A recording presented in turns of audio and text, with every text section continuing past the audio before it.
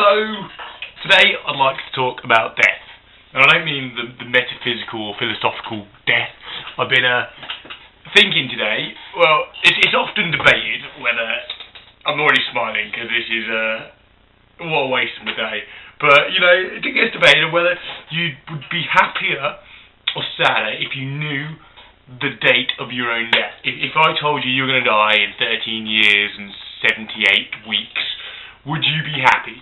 And, you know, it's debated. I don't know whether I'd be happy or whether I wouldn't be happy. I wouldn't like to know when I'm going to die, but I wouldn't like to know how I'm going to die. I wouldn't like any of these things.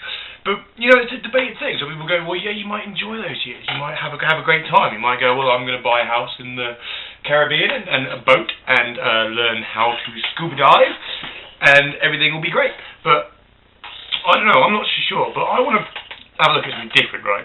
Now, if you can tell me when I'm going to die, I think it would be equally as bad knowing that you know when I'm going to die than me knowing I'm going to die. The fact that anything knows.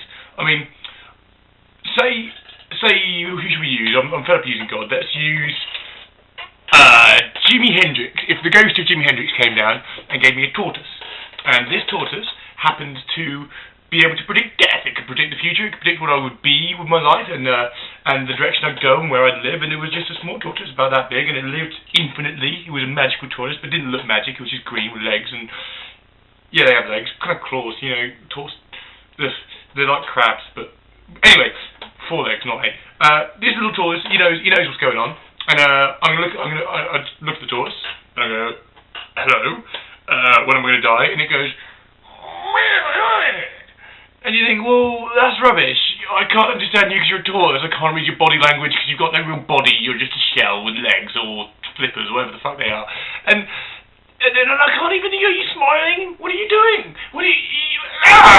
And I think it's as bad for me to know that there's a small tortoise, a small magical tortoise in this world. Sorry, pardon me.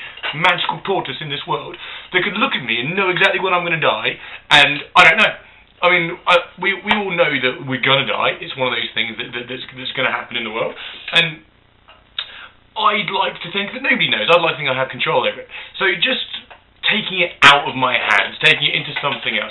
So I think the question is not whether we'd be better or worse off to know how we die or when we die. I think it's the fact that it's not in your hands in the first place. I'd like to think that if it wasn't in my hands, it was in something with hands. You know, tortoises are rubbish. If it was literally in the flappers of a tortoise, I'd be fucked off, and I'd be well annoyed at Jimi Hendrix. So I'd pretty much go on the internet and start downloading his music. So yeah, I think the moral of the story is that anything to know when you're going to die is a bad thing.